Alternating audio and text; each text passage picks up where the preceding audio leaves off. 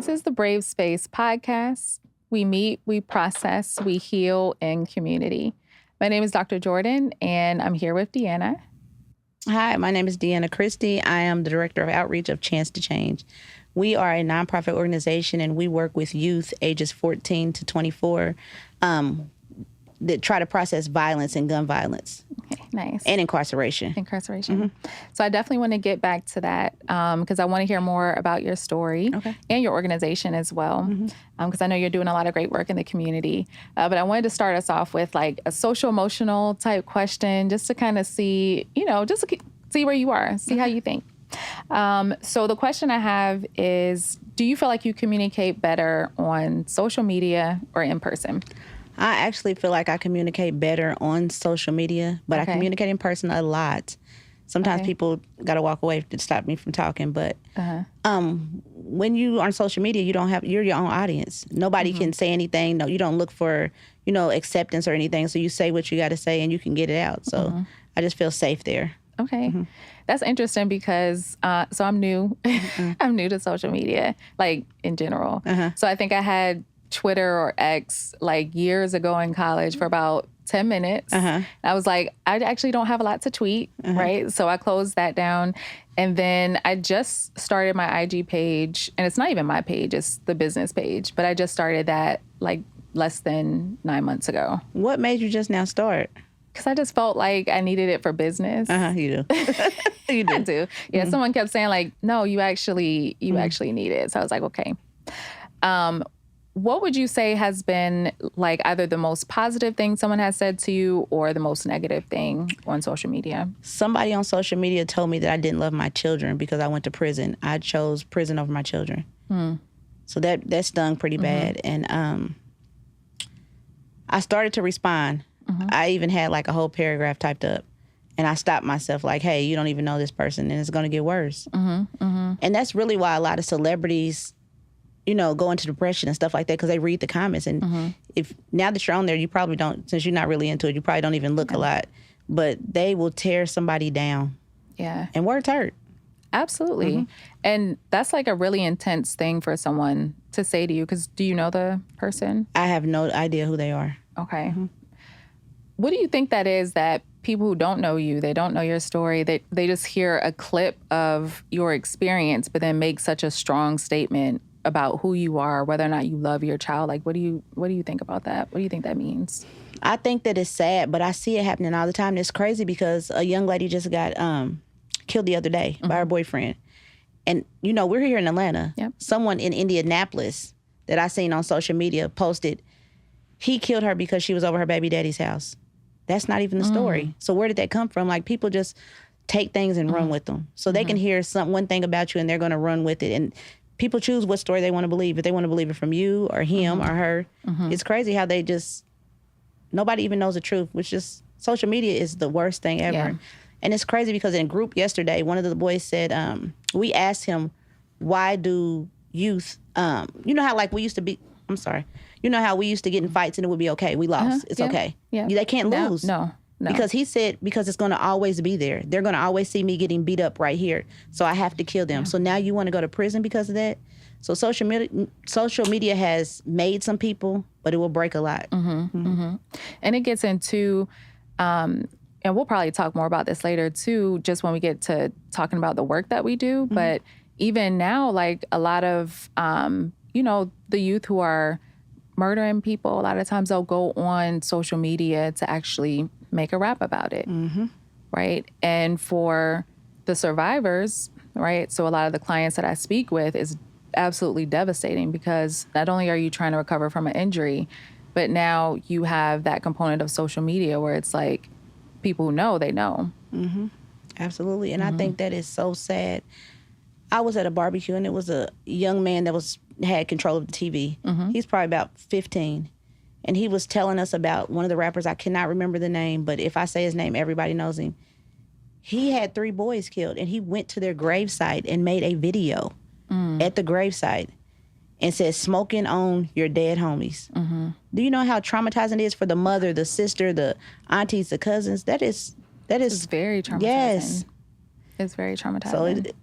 So social media is, I think will be the downfall of, our youth. I really do. Yeah, I can imagine. I think when I was growing up, Facebook was just coming out. And I was like, this seems like a bad idea. Because they were already starting to like spread little rumors. And I think it was just Facebook at the time. And I was like, this seems like it could be toxic. Yeah. Like real toxic. But tell me a little bit about how you grew up. Where are you from? Okay. I'm from Indianapolis, Indiana. I grew up in a single parent home. My mother had me and my sister. My dad, I have 3 brothers on his side. I'm the only girl. And my dad was incarcerated most of my life.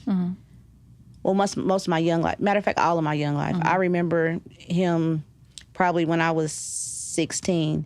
But I seen pictures of us when we were younger, but, I don't remember that. My brother was murdered. He used to be like a hitman. Like people would call him when they wanted things, done to other people, and he would do it. So he died by the same sword he lived by. My cousin, who was my brother sort of type, he died. He died due to gun violence too. He was in the streets, but he died. And this is a crazy story, but I want to tell you. Yeah. His friend he was going to buy, it was like a drought outside. And a drought means there's no drugs, available. So his friend had gave him money to go buy drugs. And he had met this guy, trusting, and he had the drugs tested. They were good drugs, and all that, but it was only a piece of the brick that was real. The rest was fake. So he bought these drugs, and his friend, his friend thought he had ran off with his money, and his friend executed him. He was walking back he had told him what happened, and he was walking back to his car, and he shot him in the back of his head. And then in high school, I had a friend, her and her boyfriend, the boyfriend's cousin set them up to get robbed. And they lived together. Like, we was only like 18, 17, but she and him lived together. And they executed them in the back of their head. He had them both on their knees with their hands behind their head, and they were both executed. And locked her daughter in the bathroom. And how old was he? We were like teenagers, 17, 18, yep.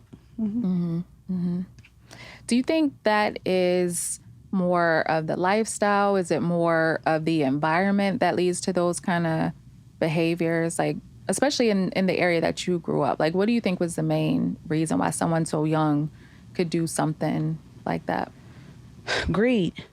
We look at other people and we see what they have and we want it. You know what I mean? So jealousy, too. Yes. Yep. Like, she might have on the newest tennis shoes or the newest Coach bag or Balenciaga bag, whatever it was. Back then it was Coach. And people get envious. Like, I want that. How am I going to get the money to get it? I don't have that type of boyfriend. I don't have those type of parents. So what can I do? And we don't think the obvious, get a job. You know what I mean? Get a job, work, let's save up, because we want everything microwave in a hurry. Yep. So it makes us do crazy things to try to get what we want. So you said that one of your best friends was murdered. What was life like before that happened? Because I'm sure that had like a big impact on you and just how you viewed like friendships and life in general.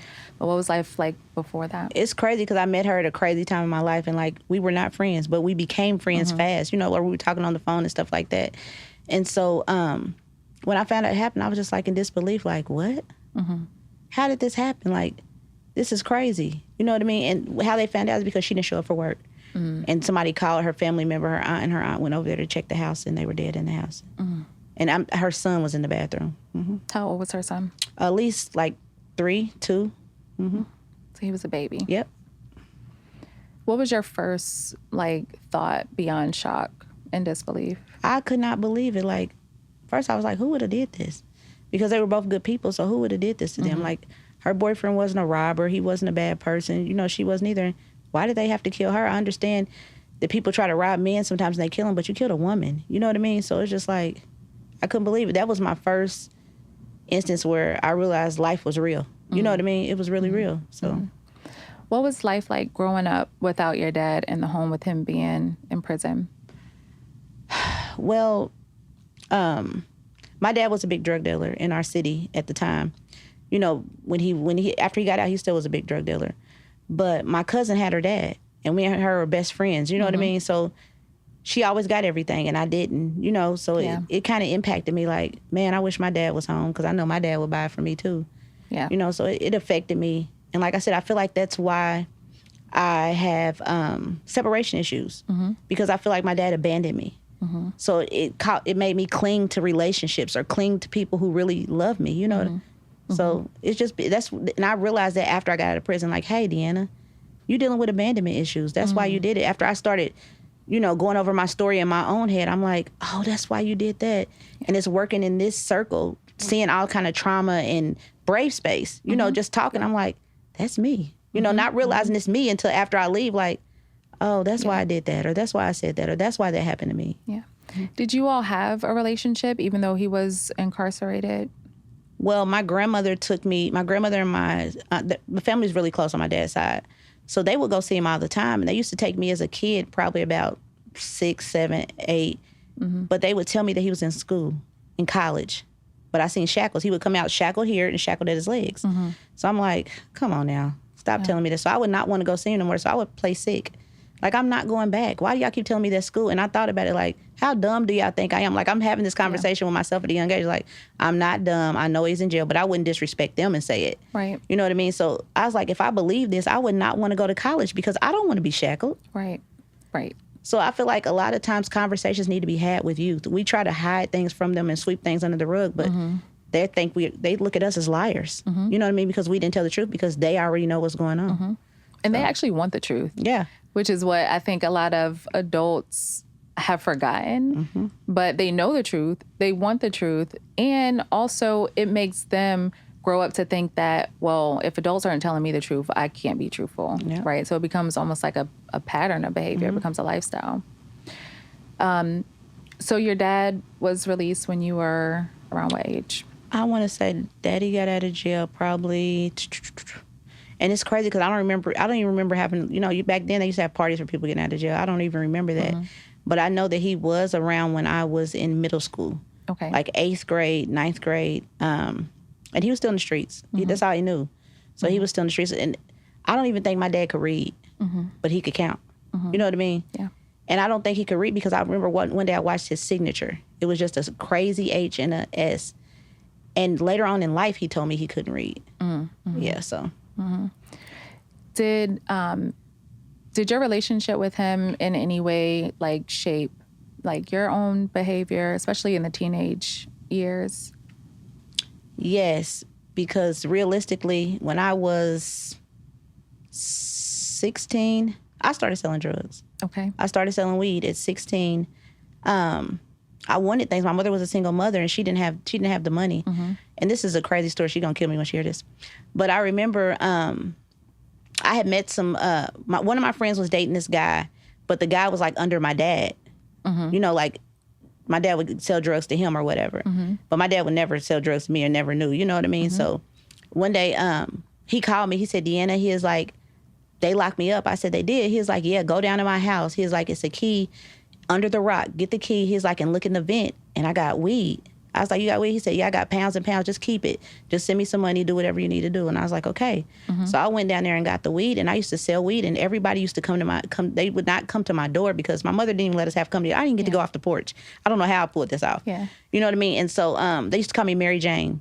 So it would be guys pulling up in like old schools with music and all kind of stuff down the street. And my mother said one day, she said, are you a whore? Because she thought that I was dating all these men. She had no idea that I was selling weed to all these people. So when she sees it, she's going to be like, oh, okay. Because she said it to me, and I just looked at her like, yeah, right, silly woman.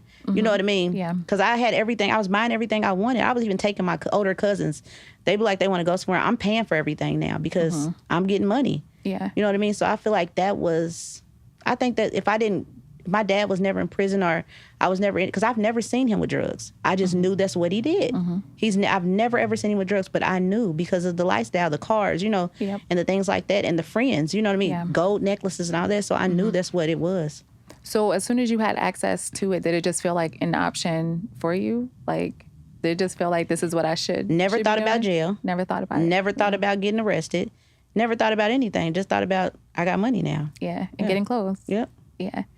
So that was around 16, 16 years old. How long did you sell? I sold weed probably around, so I was about 17, probably at least about a year, 17 or 18. Because then I got a boyfriend that was a drug dealer. Okay. I ain't had to sell drugs no more because he did. Okay. You know what I mean? So I didn't sell weed anymore. Okay. What attracted you to him? Was it the lifestyle?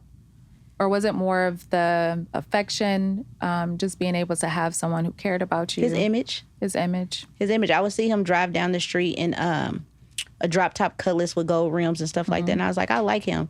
But he didn't even know I liked him. It was like somebody told him that I liked him. He was like, Deanna's too young. I was 16 at the time. He was like, I got to wait till Deanna get a little older. And I think he was like 3 years older than me. He wasn't even that much older than me. So when I turned 17, he came down the street. He was like, I heard it's your birthday. And we started dating after that. And we was together for years, like at least 6 years. What was that relationship like? I used to even hide drugs in my mother's house for him. She didn't know because my mother's she's not in the streets. She's not street savvy or anything like that. She actually works for the Attorney General. Like, she has no idea, like what I got going on with myself. So it's just, I felt like I had to be there for him. So I would keep the drugs at my mother's house because his grandmother lived like 4 or 5 streets over. And so he lived with his grandmother. So I would keep him at my house because his grandmother, sometimes Black families have a lot of people living in the house and stuff like that. So, yeah. Would you describe it now looking back as a healthy relationship? Was it toxic? How would you describe it? I see it as probably pitiful. You know what I mean? And I hate to say that, but there's no way I should have been. My mother sent me to Catholic school. There's no way I should have been doing the things that I was doing or living the way I was living. But it's like I said, I wanted things. I wanted the new shoes. I wanted, new everything. And it's in group yesterday. We had a group with the youth yesterday, and they said, what was your F it moment? I said, when I was in middle school and I wanted the new Filas and my mother couldn't buy them for me. That's what it was. I remember that. I am old as heck now. Filas. And I remember the Filas with the strap around the ankle. I wanted those, and she didn't get them for me. And that's when I was like, okay, well, I'll figure it out. Yep. Looking back, like now, what do you think about that moment? You think it was just age? Because, middle school, right? We're pretty immature. We're not thinking of the long-term consequences. But looking back at it now, did you feel that it was like the wrong decision to make, or what did it just feel like this is just what I want to do?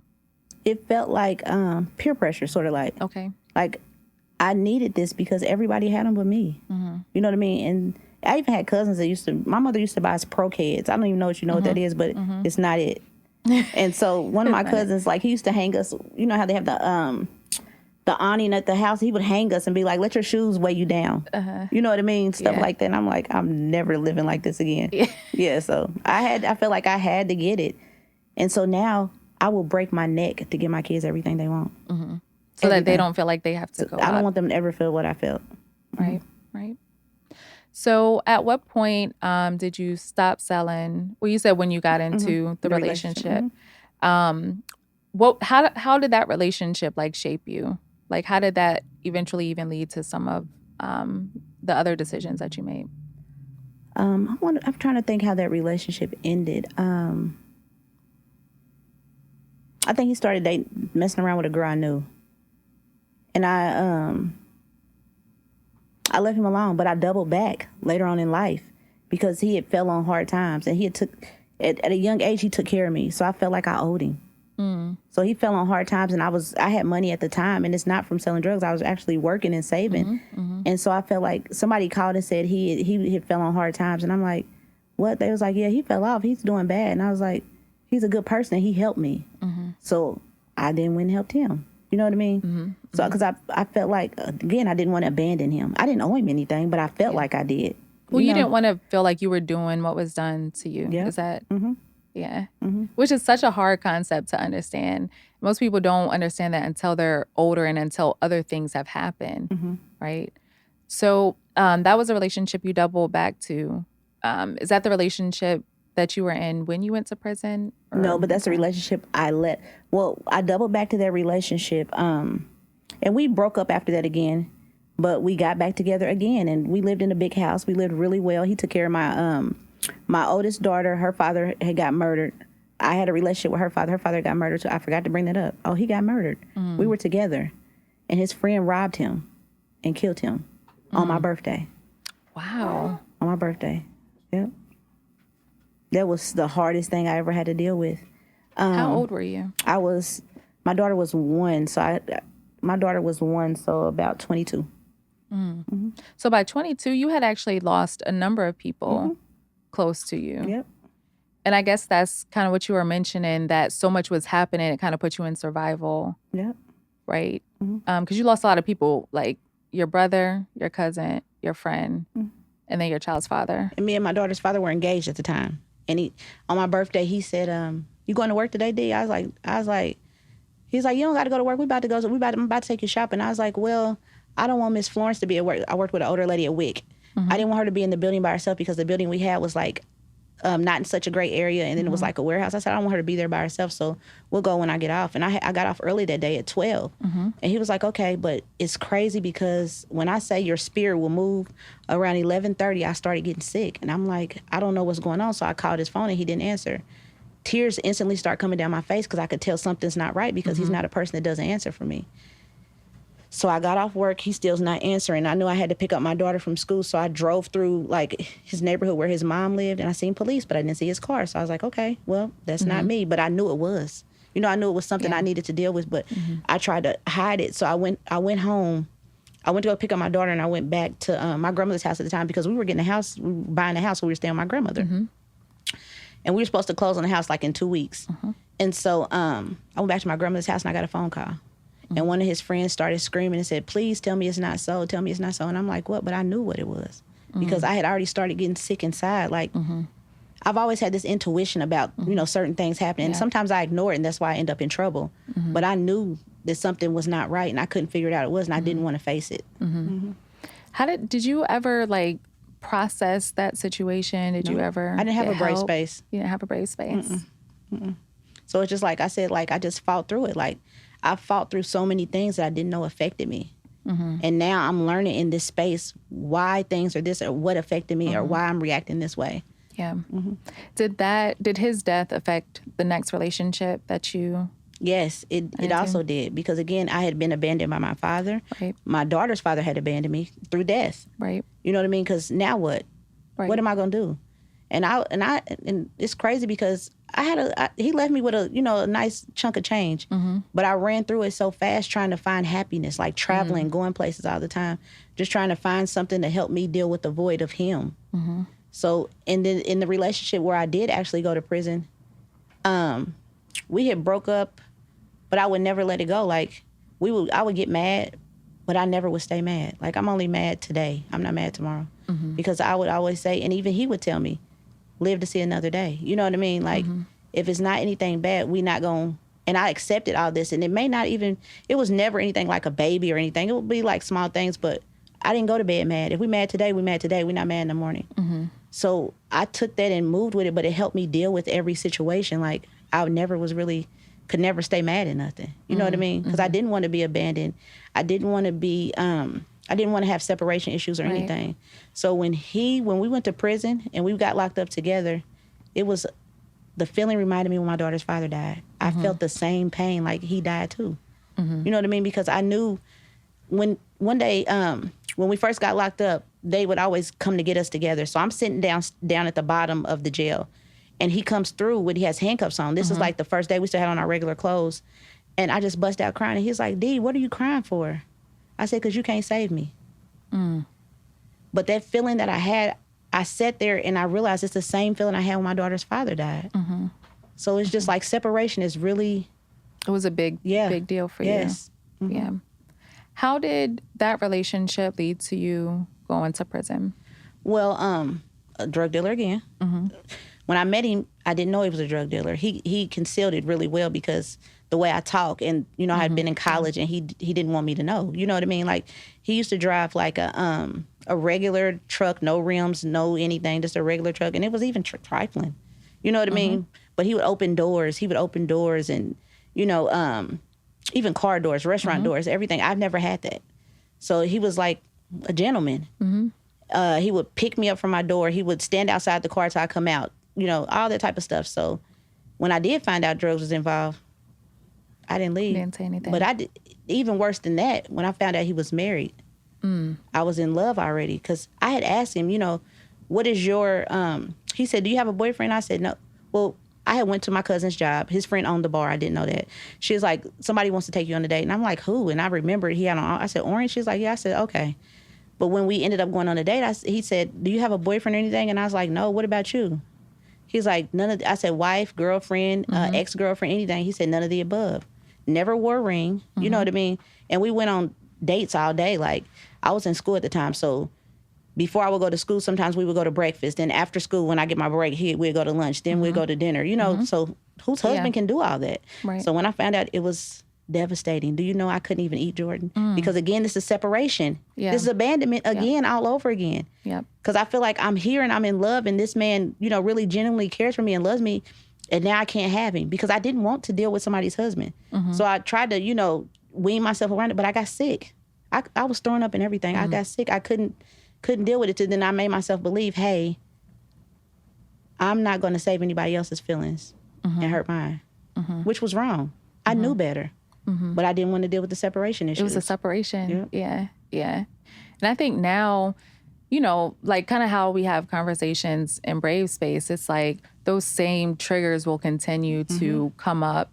And even who we're attracted to, right? It a lot of times it has roots in childhood. We just aren't yet aware of it. Have no clue until you tell us. Till we start going through the Brave Space and we like, oh. You start linking all the pieces together. And it's almost mind-blowing because it's like when you're so young, all you know is that, okay, my dad's incarcerated. You don't even have words like separation. You don't have words like abandonment. But you feel it. You feel it really deeply.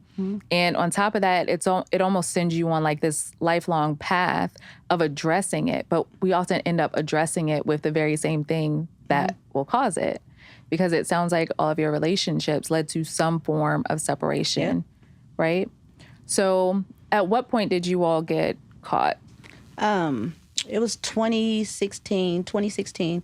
We got caught. It's crazy because we had gotten like a little argument or something that day. And so I was leaving and we had both got new cars that same week. And so I was leaving, but he worked a job, but he still was a big drug dealer, but he worked a job. He worked at Ford. So I called him and he said he was at the chiropractor, AKA just recopped heroin. Didn't know, you know, because when I FaceTime, I sent him at the chiropractor, but I didn't know earlier that morning when I was asleep, he had already been, you know, because I didn't even know he was selling heroin. Last thing I knew, he was selling weed. I didn't know we graduated. You know what I mean? Right. But there was more money in heroin, and he'd always told me he would never do that.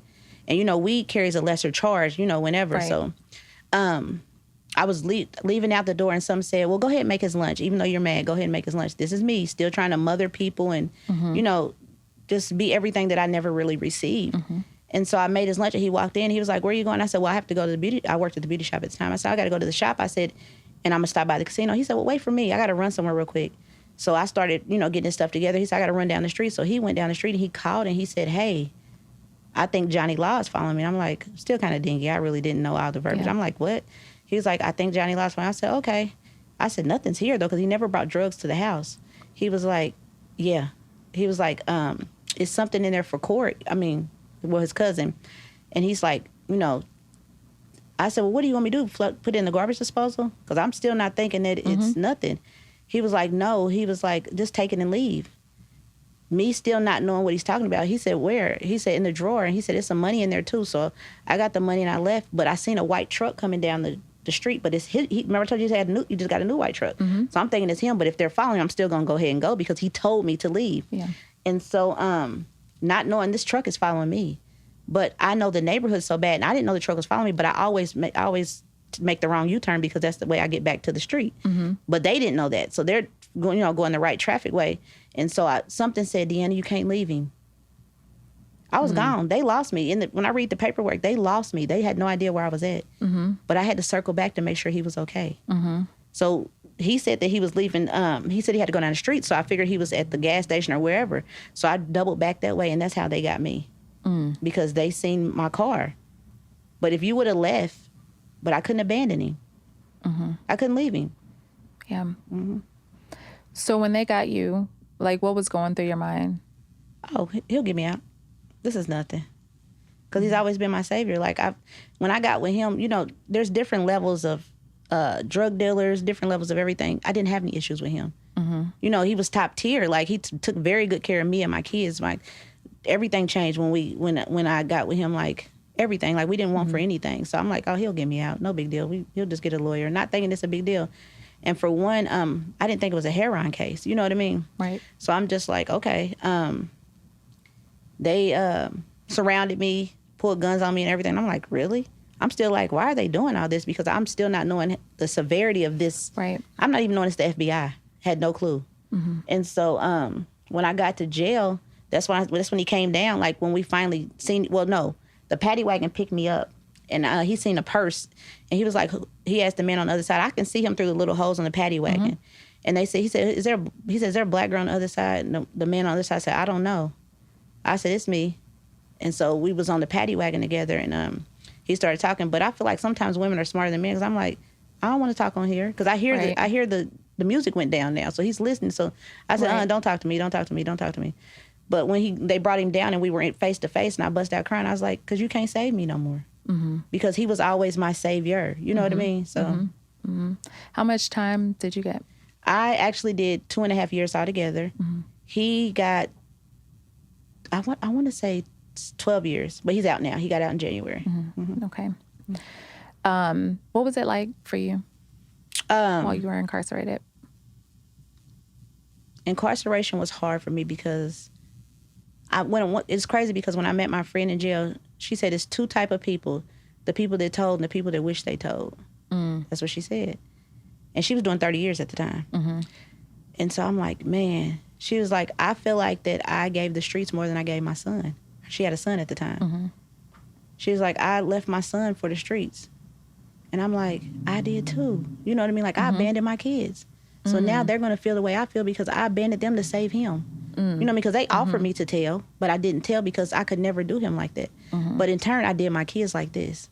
So it's just like, I was like, oh my goodness, I abandoned my kids. So I would call them daily. Every day I would call my kids. I would call my son every day before work, before school, before we go to school.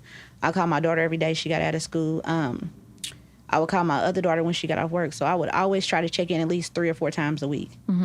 But it was just crazy because I never knew that I was dealing with any of this, and I just then I just threw it on my kids. I threw the abandonment issues on them because I separated everybody so they could thrive. Though when I did know I was going to prison, I knew I had to put my daughter somewhere with the family because she was in school. So I put her with my friend, and her husband took her, and they had 3 kids. And they had a big house, so she had her own room there. My son went to go live with his dad. He needed a father figure, so he went to go live with his dad. And my other daughter went to go live with my uncle and his wife.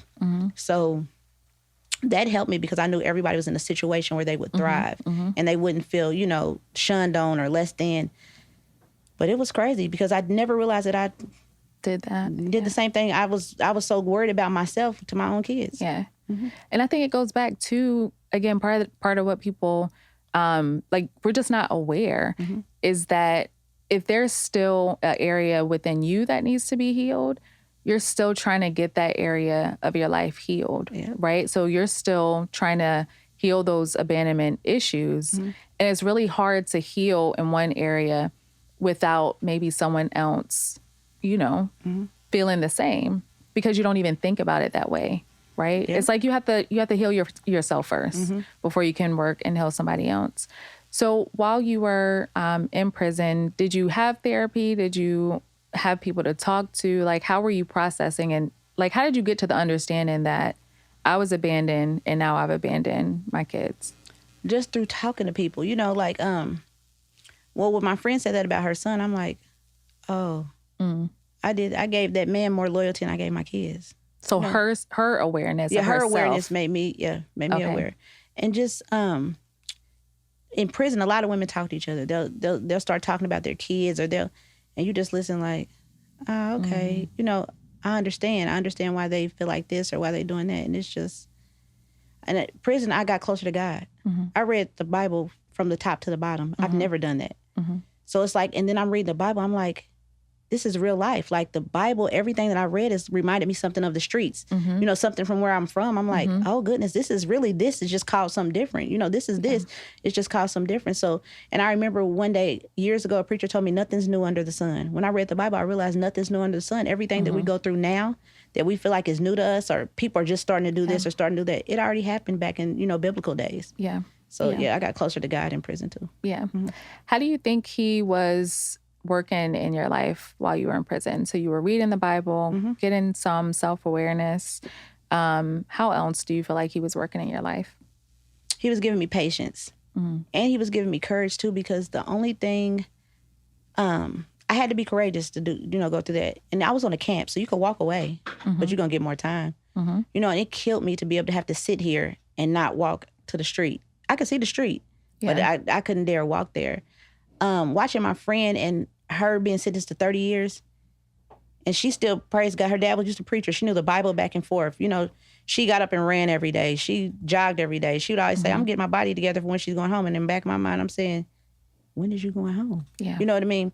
So it was just like seeing her strengthened me, because she had like, in our little friend circle that we came up with, she had the most time. She had 30 years. But she was still vibrant. She was still calling her mother every day. Her parents was coming to see her every weekend. People were still sending her money. She didn't give up. She never gave up. So seeing her strength made me feel like, you got this little time. You could do this. Yeah. You know what I mean? And it did. She doesn't even realize that her strength helped me. Her strength helped a lot of us. Because we felt like, we would always sit back sometimes when she'd not be like, man, she got 30 years. Yeah. You know what I mean? And she's not sad. She keeps going. She never lost faith. She would say she's going home every day. Yeah. Yeah, so she had a lot of hope, a lot of faith. Yes, and she's home now, so. Yes, yeah. Have you all connected? Oh, that's why I moved here. Oh, really? Yeah. Okay, okay. Yep. What are conversations like between you two now? She laughs about like how I used to cry in prison and had that little time. She'd be like, because they used to always be like, you don't even got no time. What are you mad for? They changed my release date once because the halfway house was full, and I was out on the complex walking, and one of our friends seen me crying. And she said, Dia's out there crying because she said, changed her date to what? It was only like 30 days later. And she was like, oh my goodness, I really thought something was wrong with one of the kids, and you out here crying because your date got changed.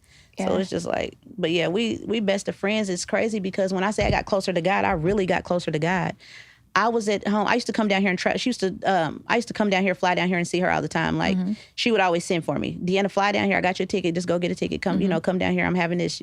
She got out. She got out of prison and hit the ground running. Like book releases, everything. One day I came down here. God woke me up out of my sleep in Indiana and said, "Buy a ticket to Atlanta." And I was like, "No, I'm not buying a ticket to Atlanta." He was like, "Buy a ticket to Atlanta." I said, "No," and I tried to go back to sleep and I couldn't. I was like, so I bought the ticket to Atlanta and I called her. I said, hey, I'll be there in the morning. She's like, what are you coming for? I said, I don't even know. I said, God told me to buy a ticket. She was like, okay. She believes in God wholeheartedly. She's not even gonna question that. And so she said, well, I'm having a party for my sister, so we can go do that. And so we went to the party for her sister, but she never misses church. So we went to church that next Sunday. And so I went to Enon Church. Pastor Paul was up there. He had a Gucci suit on, Cartier glasses. I was like, I'm not getting nothing from him. He's just showing, not thinking that, he's really into God and stuff like that. The church went black. And all of a sudden, God started talking to me, and he was like, your time is up. And I'm like, what? He's like, your time is up. It's time for you to move. And I said, move where? He said, to Atlanta. I said, I'm not moving to Atlanta, because I had previously spoke about moving to Atlanta, but I had like $30,000 in the bank, still working and everything. So I didn't care, at that time. I felt like I was okay for a single mother. You know what I mean? I could move to Atlanta and you just start working and, pick up where I left off. But that money had gone. We went through COVID and stuff. Right. And I'm like, God, I can't do that. I got a daughter in college. There's no way you want me to do that. He's like, you will do it. And I'm like, no. I'm good at telling God, no, I don't care. I'm like, no, I'm not going to do it. And he's like, you will. So church got over and we went to go get in the car, and tears was coming down my face. I never told her what happened in church. Because I could see the pastor talking, but I couldn't understand nothing he was saying because everything was black and God was talking to me and I'm talking back. And so tears start. She's like, why are you crying? She's like, what's wrong? I said, God told me my time is up. She's like, you told me you had to move down here before. I said, yeah. I said, and I didn't. She's like, I said, he's not playing this time. Yeah. And I don't know what it was, why God wanted me to move, but he was very stern. You will be moving.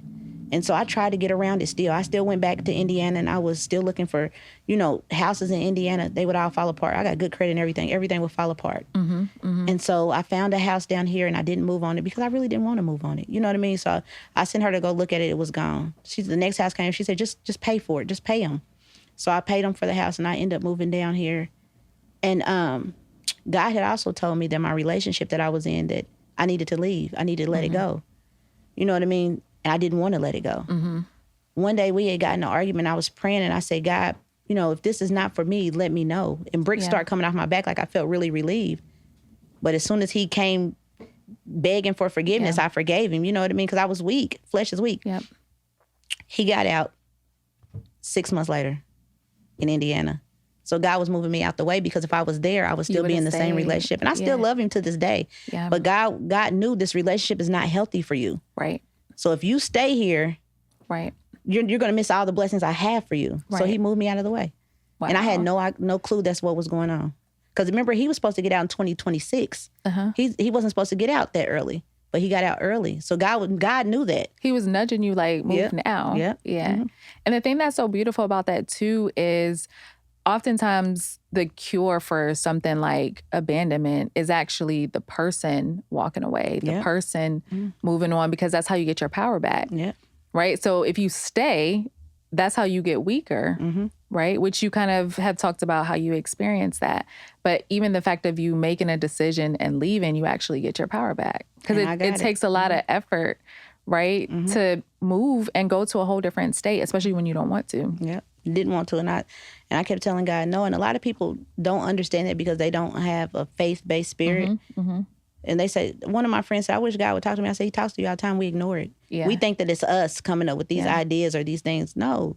Or we don't know his voice because we don't read his word. Yep, exactly. So we're hearing all sorts of voices, but we can't recognize which one is his because we're not reading his word. Yeah. And we don't pay attention. Right. Yep.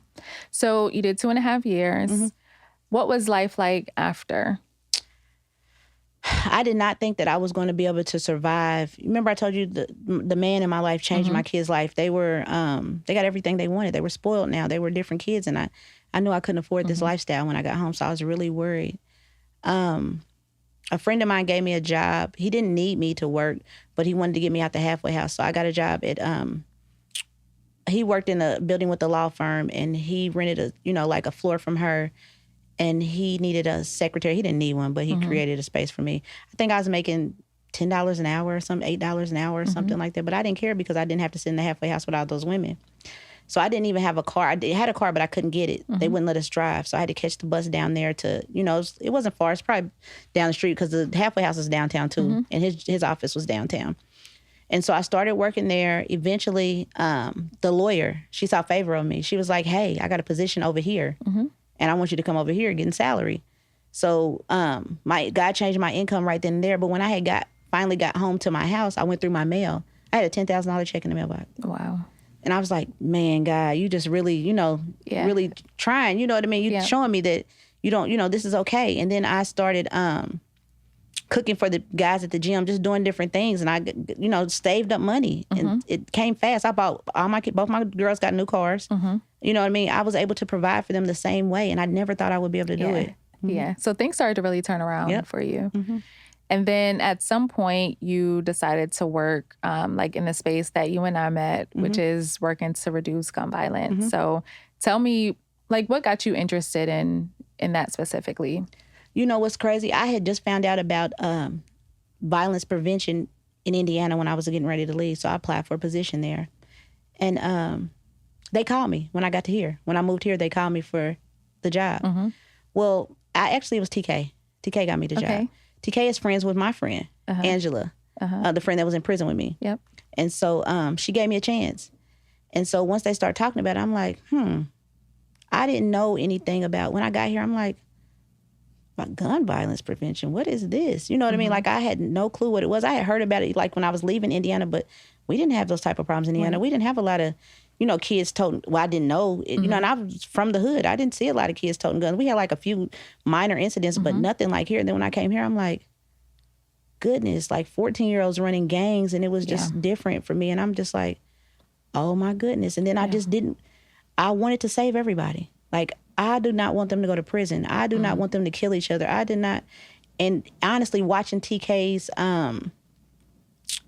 her love, you know what I mean? Like, people would call her all the time. And I'm like, you just do so much. You never sit down. You know what I mean? She never sits down. She goes and goes and goes and come and go with me here. Come and go in here. We got to do this. We're going to this funeral. We're going to that funeral. It's like, I realized that it takes a village, and, people need help. And look, coming from Indiana, I didn't see this type of violence. It was never like this. But when I got here, I'm like, and every kid tricked me. Like, I never thought, every time I meet a kid, I'm like, he didn't do that. Right. He didn't do that. Not him. Right. You know what I mean? Because you see so much good. Yeah, I see you see so much good. Yes. In these youth. And then I opened it and I'm like, what? What is this? It's hard to imagine that. And I mean, we kind of know the root causes, right? We know it's the environment. We know it's things going on in the home that contribute to it.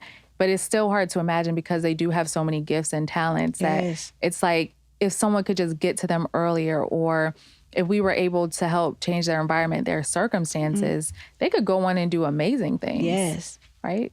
I have learned so much from this ecosystem, so much that I had no idea. Yes. I did not know that violence was a disease. Never would put those two together.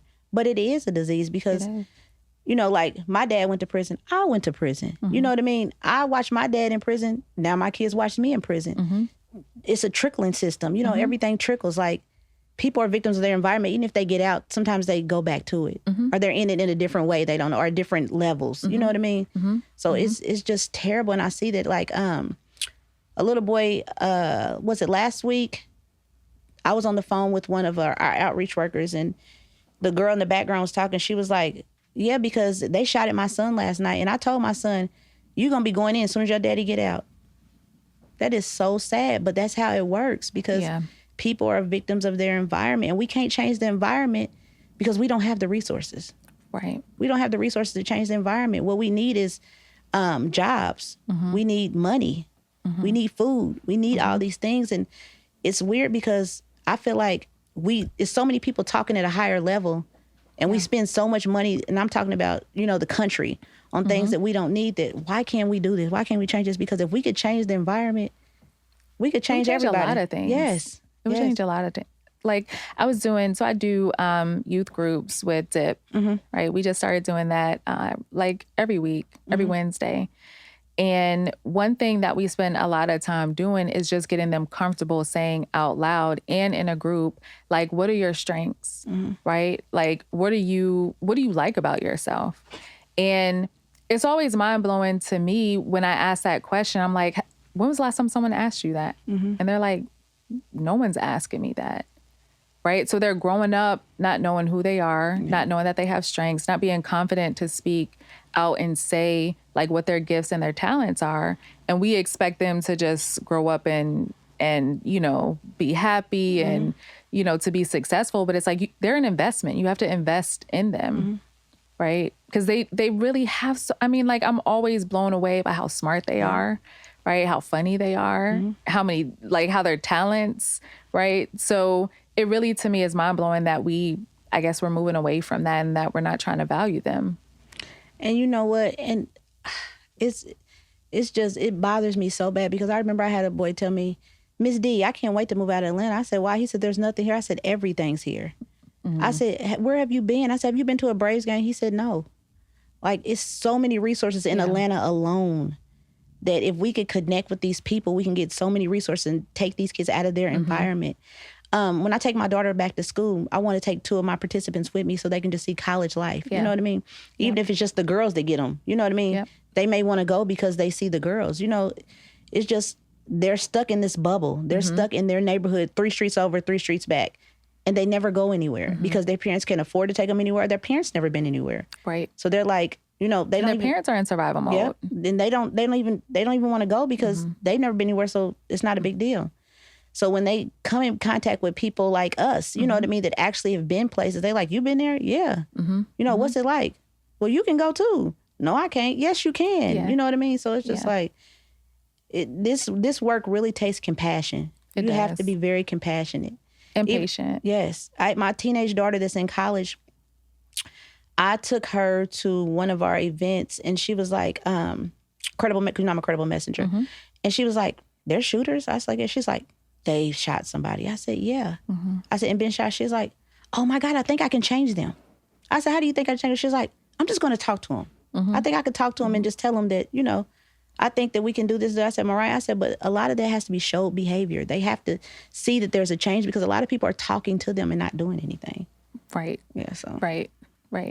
Or again, the adults are still living in survival mode, which I always find the hardest because I was actually trained to do pediatrics. Oh.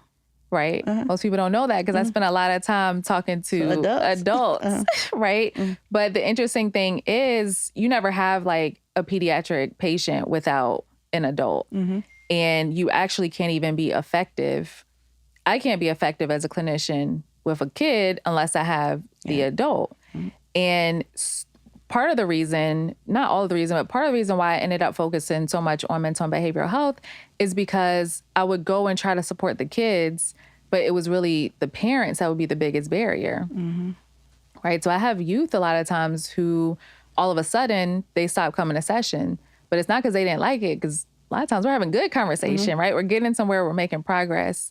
And then you have parents who come up with all sorts of reasons why, like either it's not working fast enough or, you know, I don't have the time, the resources. It's just, there's no investment, right? And I think a lot of that has to do with the fact that they still have areas in them that they need to heal. So I spend so much time talking to adults because sometimes that's the only way I can reach the kid. Yeah, and it makes a lot of sense because I remember we was dealing with an issue and TK said, well, when he leaves here, where do you think he's going? I said, he's going home. She's like, well, where do you think his mother's at? Right. And I said, probably, well, what do you think she's doing? Where do you think she was at when he shot somebody? Like, she's like, we have to help the parents first. We have to get to them because if we start at the top, we can, you know, affect the bottom. You know what I mean? So it's just like this space. And I feel like if a lot of people, like when people hear our work, they're very impressed because a lot of people don't live in this bubble. Yeah. They ignore it. Yeah. They don't even realize this is going on. They see it in the news, but it goes off. You know what I mean? So it's just like, they don't realize how difficult this is or, you know, what, and a lot of them have resources to give us. But like I said, they don't even know we need them because they live on the outskirts or they live in the city. They live all these different places where they don't see what's happening here. And people feel like it's life choices. But a lot of people didn't choose this. No. This happened to them. You know what I mean? Right. So, well, and also, they're not listening, right? So, you know, perfect example with the recent incident in Mechanicsville, right? So the media was there to talk about the shooting incident, right? When we had the peace rally, but they didn't come to the actual reunion, right? Where people were outside playing, seeing the good part. Time. Yeah, no. Seeing people actually laughing, having a space where they could come together in community. And the only thing he just kept saying over and over, it's just good to see people smile. Because, you know, so often in those environments, especially environments where there is a lot of poverty, like people don't smile. Yeah. Like I heard so many people say around COVID that when the COVID checks started coming, that was the first time they saw like people in the community like smiling, all because they could have a barbecue, right? They could get some things that they were never able to get. Yeah. And then we wonder why there's an uptick of violence after the pandemic. Right? Because it's like giving us something and taking it away. Yeah. Yeah. So what do you think has been one of the most rewarding parts of working in our gun violence reduction ecosystem? And this might be a little selfish, learning my own trauma. Yeah. Learning my own trauma. Because I wouldn't have seen it if I didn't, if I was not here and see the trauma in the children and the trauma in situations, I would never have even known I was dealing with trauma myself. Yeah. So it's almost like doing the work is helping heal you. Doing the work is helping heal me. And it's helping me see everything in a different light. You know what I mean? Everything in a different light. And I just feel like, I wish everybody could experience this. You know, if everybody could experience this, we can reach one, teach one, and we can reach one, we can reach 10. You know what I mean? But I feel like everybody needs to experience this. And even with Brave Space, like, we've never had anybody come and help us. Yeah. We've had the organization say, let's have a healing circle, but we sit there and we talk about what they want to talk about. You know what I mean? So Brave Space is a different place. I remember one of my participants shot his brother. And that really bothered me because I had tried to get his mother to, you know, make him come. But first he was coming and he really liked it and he was Miss D'ing me to death. But he fell off maybe 1 week or 2 weeks. But then I would call her and she would say, well, you was 5 minutes late or you was 2 minutes late. Just anything for him not to come. And then when I found out he shot his brother, I'm like, I felt like I lost him. You know what I mean? Mm-hmm. I lost him because I didn't try harder. But I try, even talk to probation officer. I'd be like, you need to figure out what you need to do to try to make him come. You know what I mean? Mm-hmm. He was like, well, the mother said this, and she would come up with every excuse in the book to not make him come. You know what I mean? Yep. So it really bothered me because I felt like I could have saved him because he really enjoyed the space. Mm-hmm. Mm-hmm. And I remember my employer said, do you want to be here? I feel like we lost you. She had no idea what had happened. Right. Because she didn't know her employees, or she didn't know the situation, because sometimes the higher ups are just there. Yeah. They don't know what's going on, on the street surface. So, and I'm like, you never even asked me, what's going on. You want to reprimand me for not being as positive as I was, when I kind of lost positivity a little bit, in that situation. But because the work can be so draining, and we need a brave space, right? We need an outlet. Mm-hmm. And that kind of brings us to one question I like to ask everyone. What does a brave space mean to you? Brave space means being accepted for how I feel about the situation, understanding. I feel like in brave space, it's a sacred ground. Like everybody can be themselves. Everybody can say exactly how they feel, and there's no judgment. Yeah. And then when you hear how other people feel, you like, I felt that too. I just didn't say nothing. Mm-hmm. You know what I mean? And I feel like every organization that deals with this needs a brave space, but they don't know it exists. Right.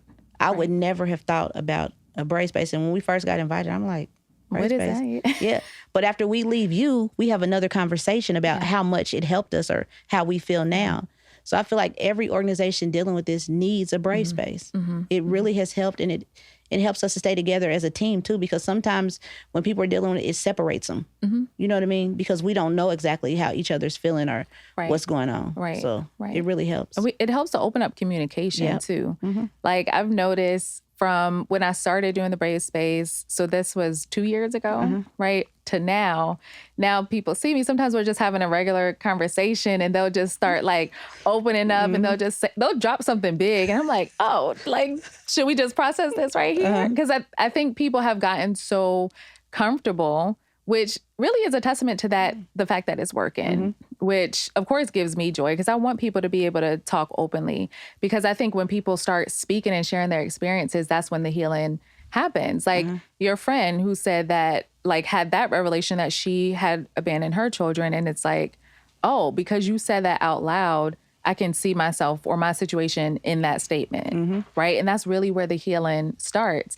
And it doesn't even have to be intense. Like, I'm not intense. Yeah. You know what I mean? It can really just be conversational, but as long as we're opening up communication, healing starts to happen, and it can really be transformative.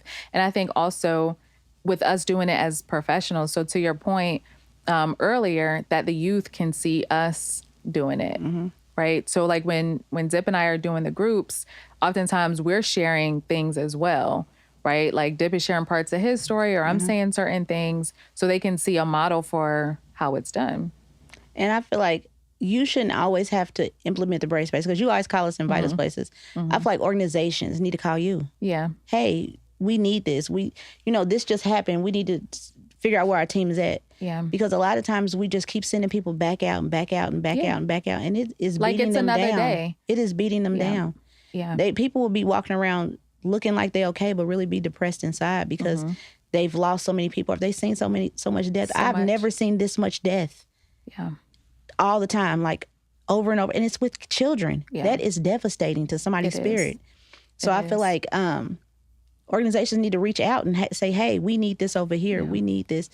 But a lot of times, like I said, it's just not, they don't know. And then some of them just don't care. They just want to get the numbers. Yeah. You know what I mean? Because you're getting your numbers on paper, but you're killing the workers. You know what I mean? So and the work of violence prevention professionals is absolutely essential. Yes. Right? Yes. Because they go into neighborhoods, they have conversations, they get those phone calls before a murder happens. Yep. Right? 3 or 4 in the morning. Yep. Right. And they pick up. Right. And no one's paying them at that hour. Right. It's purely off of passion and wanting to help. So it's really counterintuitive if we're not supporting the work that these professionals, all of us, are doing in this ecosystem. Because everybody has their role to play. right? Like I can't do what Dip does, I can't do what O does, right? Everybody has their role, and that's why we work so well together, because we all need each other. Yes. Yeah. And we appreciate you. Oh, I appreciate that. Thank you. So last question before we close out. So I always like to invite whoever I'm talking to ask me one question. So that way I kind of hold myself accountable, right? So I always ask you all the questions, or you all always open up. So you get to ask me one question. How do you feel about, you heal us? Who heals you? That's a good, you know what? I think about that a lot because technically I've never been in therapy. So you just taking all of our trauma and taking it home with you. And I think about that sometimes. I'm like, am I, like, why is that? And I'm sure there's many reasons for it. So I also like have a very strong faith, right? Like I read the word, I listen to sermons, like I pray, like I listen to gospel music. So that is very therapeutic. Okay. And I think just over time, I've also realized that I have a time limit on stress, and it's about anywhere between 15 to 18 months. Okay. So I can deal with a lot for that period of time, but as soon as it starts getting between 15 to 18 months, if something is still like stressing me, like I have to make a decision, like to do something, change something, do something, change my environment or talk to someone, right? And I think probably the only person I've really been able to, I would say, open up to actually would be Dawn. Okay. Right? And that just kind of happened just organically because, she's a counselor. I heard Dawn was a counselor too. Yeah, she's a counselor, but none of our conversations have felt like, it hasn't felt like it was anything more than girl talk. It's a brave space for you. It is, but I didn't realize it until later. I was like, oh, this is probably therapy, right? But I think it speaks to the fact that it has to be a match, right? You can't it's not always a good match between the person who's sharing and the person who's like listening. And I think she's probably the first person that I'm like, okay, like she could do a brave space. Like I could be in her brave space. That's good. Yeah. And then also I think too, beyond faith, like just knowing my limits, and also I think the work is healing. Right? I feel good. Even if it's a bad day, if I can help one person, I feel good. And it's crazy because I even tell my participants, I'd be like, no guns. He's like, Miss D, I know no guns. But I cannot tell him. I asked him, I said, why do you feel like you need a gun? He said, because we do. We need them. But then when I see all the kids getting killed, I'm like, how can I tell them to put their guns down? One of my participants, I finally got him to put the gun down. He got shot. So that was heavy. Like, he got shot. He said, I didn't have a gun on me. He shot me and I just tried to take off running. And he shot me again in my back. But I begged with him to put his gun down, and he did. So then I felt bad, like, oh my goodness, I'm telling him to put the guns down, now he got shot. So what am I supposed to do now? He told me, he said, D, I'm never putting the gun down again, don't ask. You know what I mean? But what can I say to him? Right. So. That's heavy. Yeah, because then you can feel like, am I giving the wrong advice? Yep. Yeah. We all need. Yes, I'm telling you, this is work within itself. Yes. Even when Lorenzo got killed, you were the first person that reached out and really done something about it in a healthy manner. You know what I mean? And we really appreciate that. When when he died, it was hard on us because, like you said, could he have been helped? He reached out. He reached out to the previous, he reached out. Yeah. But everybody ignored it. You know what I mean? So it's just like, he could have been saved. All he needed was a conversation. Right. And, he didn't get it from whoever he was looking for it for. So it's just like, we have to pay attention and, I don't even know what to say yet. Like, he could have been helped, but nobody cared. Right. Nobody cared. Everybody was worried about themselves. You know what I mean? So. And to your point, like by the time it gets to that, so much has happened, right? And so much has been left undiscussed, unaddressed. And then even a lot of times, like we did the Brave Space pretty short, shortly after he passed. But I think all the time, like, how many times does someone like lose their life and we just move on, right? There is no healing in community. Yeah. Even though you all were working together in a community, right? And I hate to say this, but I got to say it.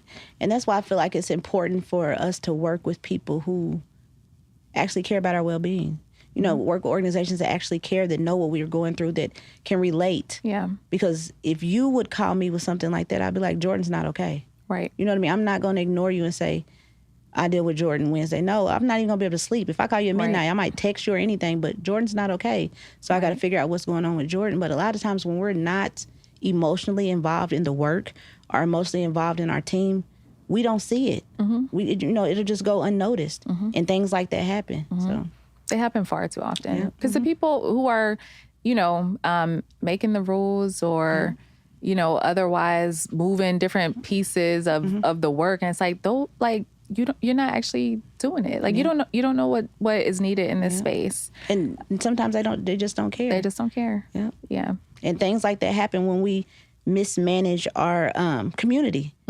Because just think, we've given this community to this group of people, and they mismanaged our community. Yeah. They're not doing the work. They're not doing this. So they've mismanaged the community. And it's sad because now other people have to come and try to fix where it went wrong, because again, now they're dealing with abandonment issues. Yeah.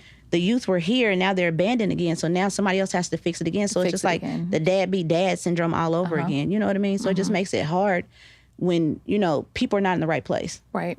Right. Yeah. Well, I so appreciate you. Thank you for having me. Being so open. And I think, even just you showing up here is going to help people so that they can have an example of what it looks like to be on the other side of difficult things, have a lot of self-awareness, and still be willing to put the work in to help restore our community. So I commend you for the work that you do. Thank you for everything you do for the ecosystem.